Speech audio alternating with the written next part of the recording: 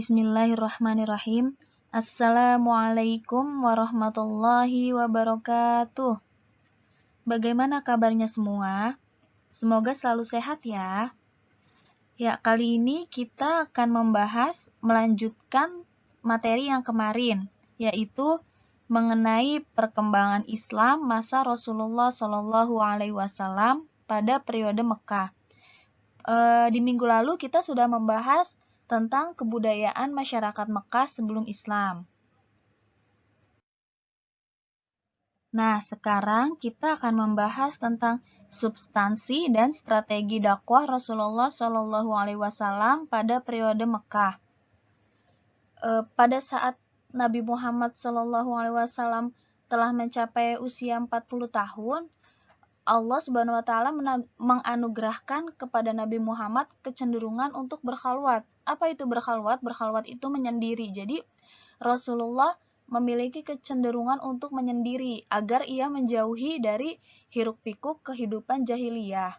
Untuk apa Rasulullah menyendiri? Rasulullah biasanya menyendiri untuk bertahanus, yaitu beribadah kepada Allah Subhanahu wa taala. Nah, Nabi Muhammad sering melakukan uzlah atau mengasihkan diri ini di Gua Hiro dengan beribadah menurut agama Nabi Ibrahim alaihissalam. Nah, pada saat Rasulullah sedang bertahanus di Gua Hiro, pada saat itu sekitar malam 17 Ramadan tahun 13 sebelum Hijriah atau bulan Juli tahun 610 Masehi, Malaikat Jibril mendatangi Nabi Muhammad SAW. Kemudian Malaikat Jibril ini berkata kepada Nabi Muhammad, bacalah. Lalu Nabi Muhammad menjawab, aku tidak bisa membaca. Kemudian Malaikat Jibril berkata lagi, bacalah. Berkata seperti itu sampai diulang hingga 3 kali.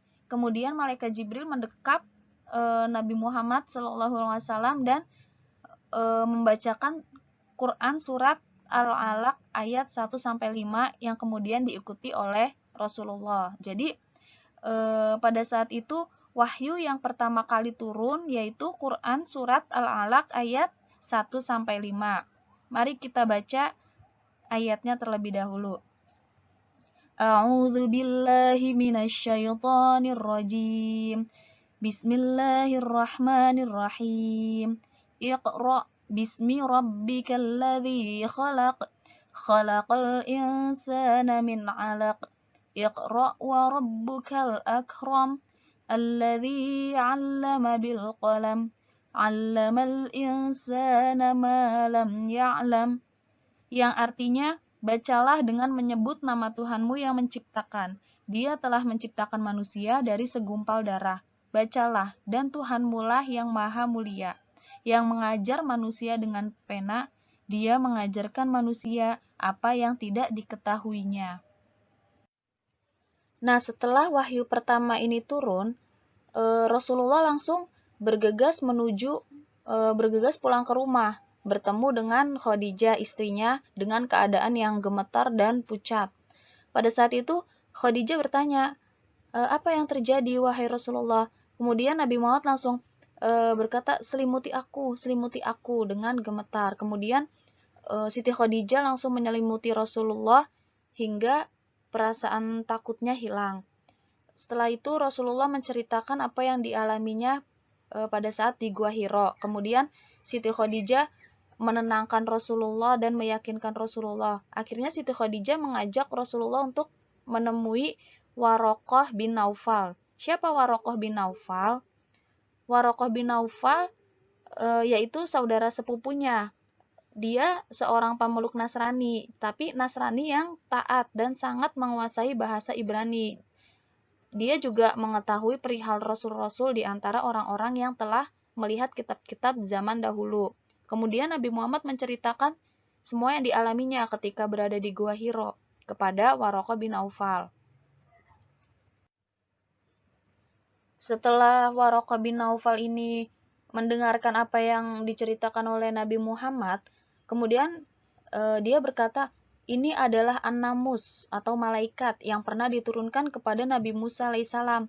Waroqah ini mengetahui bahwa utusan Allah kepada para nabinya tiada lain hanyalah malaikat Jibril. maka yakinlah Muhammad bahwa dia adalah manusia pilihan yang diutus Allah untuk menjadi rasul selanjutnya. Nah, setelah menerima wahyu yang pertama ini, Rasulullah sempat merasakan gundah karena wahyu yang selanjutnya belum juga turun. Jadi ada masa yang disebut masa fatroh, yaitu masa di antara turunnya wahyu pertama dan wahyu kedua. Jadi ketika antara wahyu pertama dan wahyu kedua ini belum turun, ada masa yang disebut fatroh. Jadi masa ini sekitar 30 sampai 40 hari.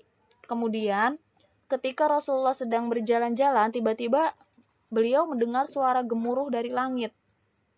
Ketika beliau melihat ke atas, beliau melihat sosok malaikat Jibril sedang duduk di antara langit dan bumi. Kemudian Rasulullah langsung merasa ketakutan lagi mengingat kejadian waktu di Gua Hiro. Nah, beliau langsung bergegas pulang ke rumah, kemudian meminta Siti Khadijah istrinya untuk menyelimutinya. Selimutilah diriku, selimutilah aku.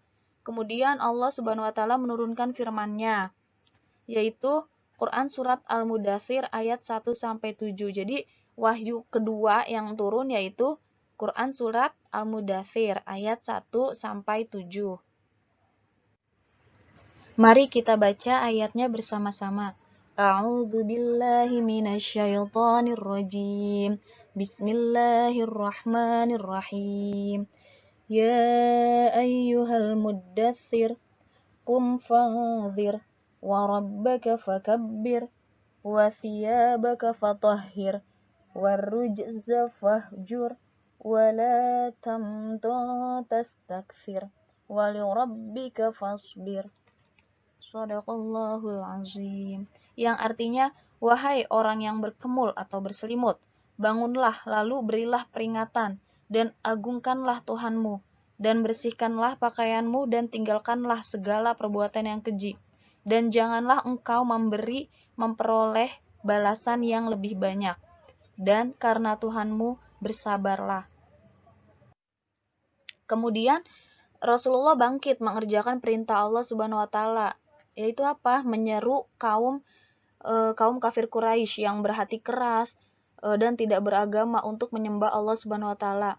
Nah, tugas ini tuh bukan tugas yang mudah. Tugas ini merupakan perkara yang berat dan besar. Karena apa? Karena beliau harus berhadapan dengan berbagai tantangan dan masalah. Antara lain harus merombak sistem kebudayaan, sosial, kemudian kepercayaan penduduk Makkah, dan meluruskan sistem sosial yang tidak adil. Seperti yang kita telah bahas, bahwa penduduk Mekah sebelum datangnya Islam seperti apa. Jadi benar-benar dirubah seperti sosialnya, kayak bangsa Arab sebelum Islam itu kan suka membunuh anak perempuan, terus merendahkan kaum wanita. Nah, ini benar-benar dirubah oleh Rasulullah dan itu tidaklah mudah.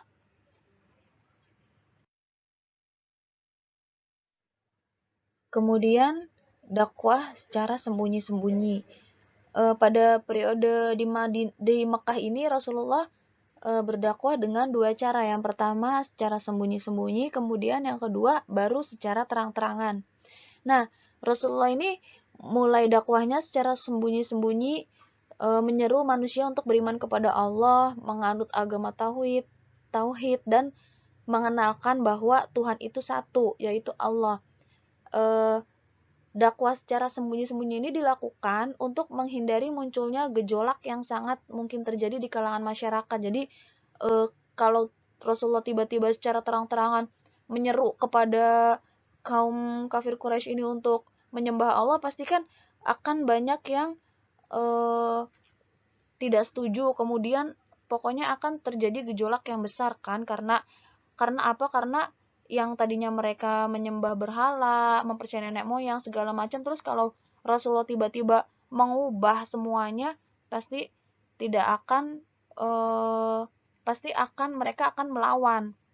Jadi strategi Rasulullah ini yang pertama yaitu secara sembunyi-sembunyi. Jadi beliau ini memulai dakwahnya itu kepada keluarganya, kemudian karib kerabatnya, terus beliau ini mengetahui bahwa orang Quraisy ini kan sangat fanatik mempertahankan kepercayaan jahiliyahnya. Jadi beliau berdakwah secara sembunyi-sembunyi dulu yang berlangsung selama 3-4 tahun.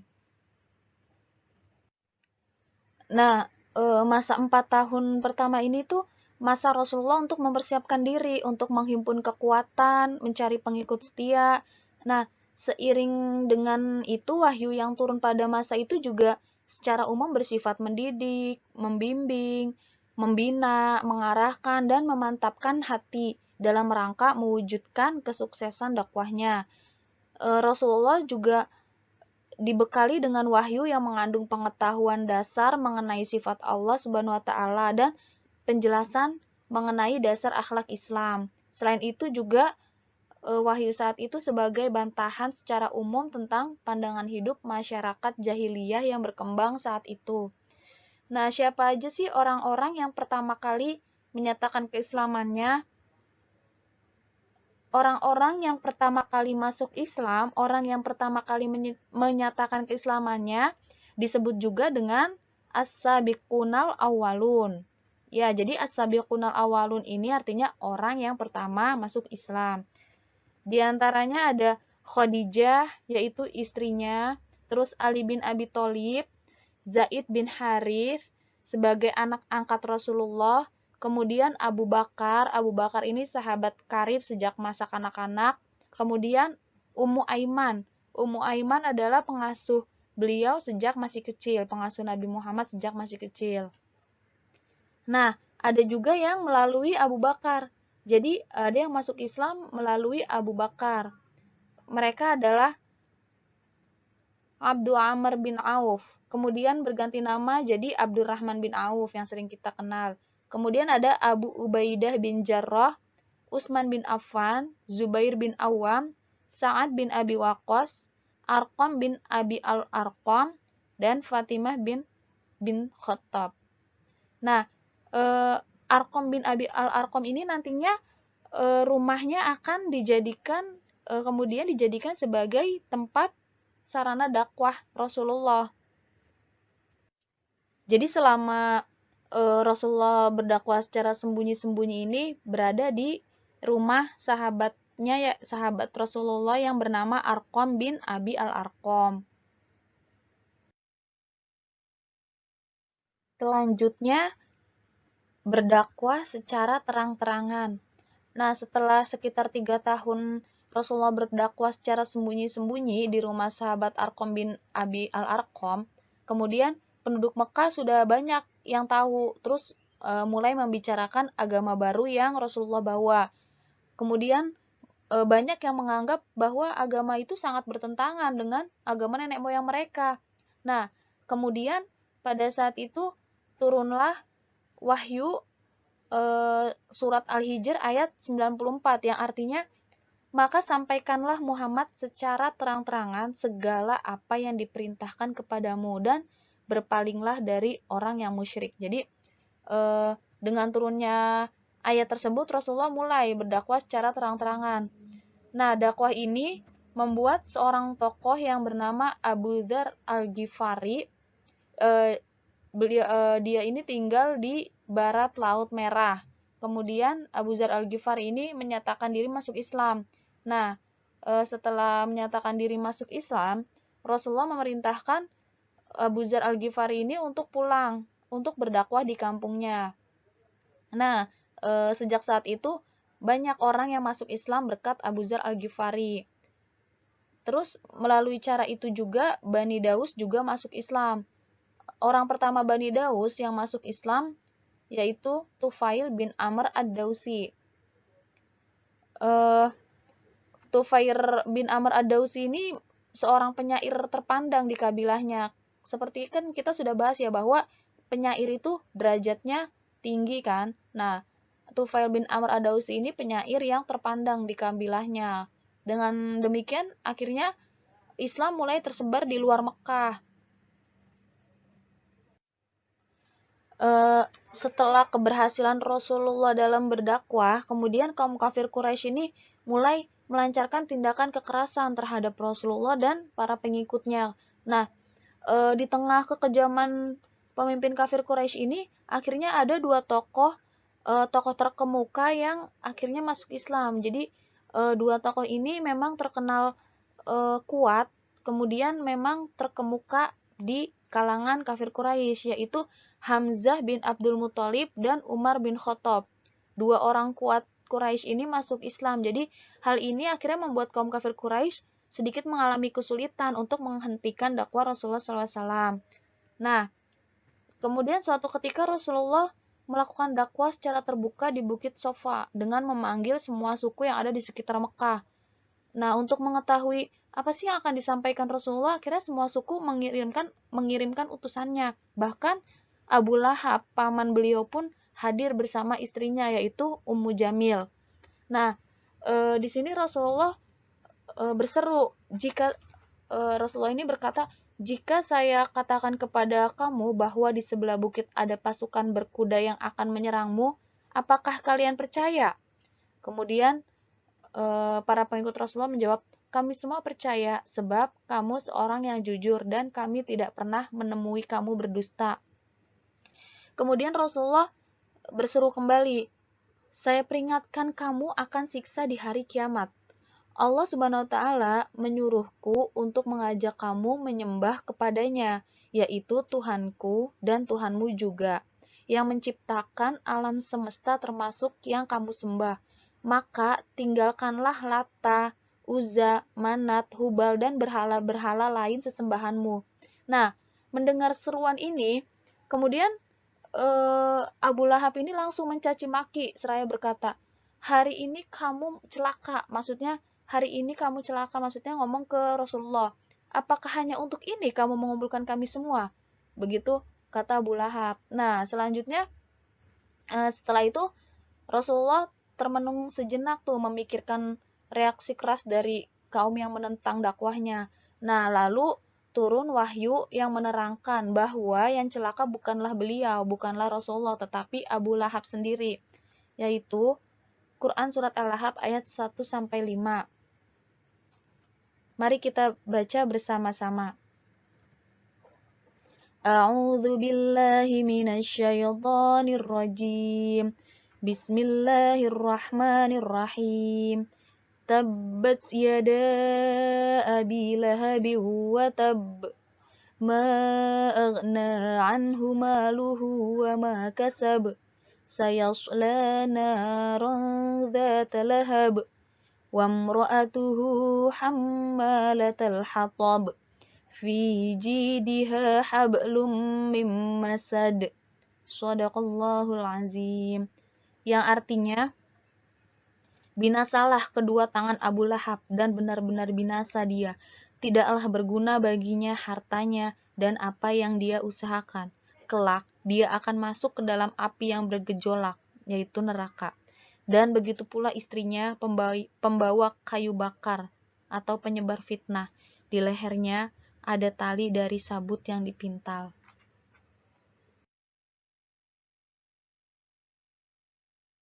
Kemudian setelah peristiwa Bukit Sofa tersebut, para pemimpin Quraisy mulai bereaksi, melakukan banyak hal, diantaranya yang pertama mendatangi Abu Thalib. Nah, Abu Thalib, paman yang mengasuh Rasulullah SAW, kaum kafir Quraisy ini meminta Abu Thalib untuk mencegah kegiatan dakwah yang dilakukan keponakannya, tetapi tentu saja Abu Thalib menolak. Jadi kaum kafir Quraisy tidak berhasil. Kemudian yang kedua, kaum kafir Quraisy mengutus Walid bin Mughirah. Untuk apa mengutus Walid bin Mughirah? Jadi Walid bin Mughirah ini membawa seorang pemuda untuk ditukarkan kepada Nabi Muhammad. Kemudian mereka akan bangkit memerangi Rasulullah SAW. Nah, jadi Walid bin Mughirah ini menemui lagi Abi Thalib untuk menukarkan kepada seorang pemuda. Jadi ditukar. Jadi ini saya kasih pemuda, terus tapi Nabi Muhammad kasihin ke kami, ke kafir Quraisy. Nah, di sini Abi Thalib mulai sedikit terpengaruh. Kemudian Abi Thalib memanggil ponakannya, yaitu Rasulullah, untuk berhenti dari dakwahnya. Karena apa? Karena Abi Thalib ini takut Rasulullah celaka, takut terjadi apa-apa sama Rasulullah. Namun Rasulullah tetap tegar. Kemudian Rasulullah berkata, demi Allah, biarpun matahari di tangan kananku dan bulan di tangan kiriku, aku tidak akan menghentikan dakwah agama Allah ini hingga agama ini menang atau aku binasa karenanya. Nah, setelah Rasulullah mengucapkan kalimat seperti itu, Rasulullah meninggalkan Abu Thalib sambil menangis. Kemudian Abu Thalib memanggilnya kembali dan berkata, wahai anak saudaraku, pergilah dan katakanlah apa yang kamu kehendaki, yaitu berdakwah. Demi Allah, aku tidak akan menyerahkanmu kepada mereka selamanya. Maksudnya, Abu Thalib tidak akan menyerahkan Nabi Muhammad kepada kaum kafir Quraisy untuk selamanya. Kemudian selanjutnya, kaum kafir Quraisy mengutus Utbah bin Rabi'ah. Siapa ini Utbah bin Rabi'ah? Utbah bin Rabi'ah ini seorang ahli retorika untuk membujuk Rasulullah. Jadi ahli retorika itu semacam untuk bernegosiasi. Jadi mereka ini menawarkan harta, tahta, bahkan wanita untuk Nabi Muhammad. Agar apa? Agar Nabi Muhammad bersedia menghentikan dakwahnya. Namun jelas tawaran itu ditolak keras oleh Nabi Muhammad SAW. Dan cara selanjutnya untuk menghentikan Rasulullah ini melakukan tindakan kekerasan secara fisik terhadap orang yang masuk Islam. Jadi bukan hanya Rasulullahnya saja, tapi para pengikutnya pun yang masuk Islam pun mereka melakukan kekerasan. Di antaranya budak-budak yang masuk Islam itu disiksa dengan kejam seperti Bilal bin Rabah, Amir bin Fuhairah At-Tamimi, Ummu Ubais, dan lainnya. Bahkan ada seorang budak yang bernama Zinirah disiksa hingga matanya buta. Kemudian ada juga budak wanita Bani Makhzum disiksa sampai mati. Bahkan Utsman bin Affan pun pernah dikurung dan dipukuli dalam kamar gelap oleh saudaranya sendiri. Nah, tekanan-tekanan ini tapi ternyata tidak membuat Islam dijauhi, malah sebaliknya, umat Islam semakin hari semakin bertambah. Dan hal ini pula yang membuat Abu Jahal kesal dan menekan kepada semua pemimpin Quraisy untuk melakukan pemboikotan kepada Bani Hashim dan Bani Muthalib. Nah, apa aja sih isi surat pemboikotan itu? Di antaranya, Nabi Muhammad dan kaum keluarganya serta pengikutnya tidak diperbolehkan menikah dengan bangsa Arab Quraisy lainnya. Jadi Rasulullah bersama seluruh pengikutnya ini tidak boleh menikah dengan kaum Quraisy yang lain. Kemudian Nabi Muhammad dan pengikutnya tidak boleh mengadakan hubungan jual beli dengan kaum Quraisy yang lain. Terus Nabi Muhammad dan pengikutnya juga tidak boleh bergaul dengan kaum Quraisy yang lain. Dan yang terakhir, kaum Quraisy tidak dibenarkan membantu dan menolong Nabi Muhammad, keluarga ataupun pengikutnya. Nah, jadi Rasulullah beserta keluarganya dan para pengikutnya ini benar-benar diboikot atau dikucilkan. Tidak bisa melakukan hubungan jual beli, kemudian tidak bisa saling tolong-menolong. Jika misalkan pengikut Rasulullah ada yang sakit, terus tidak boleh nih dijenguk, atau ada yang meninggal pun tidak boleh dibantu untuk pemakaman. Pokoknya benar-benar tidak boleh bergaul, tidak boleh bicara, tidak boleh pokoknya diboikot, dikucilkan. Sampai seperti itu.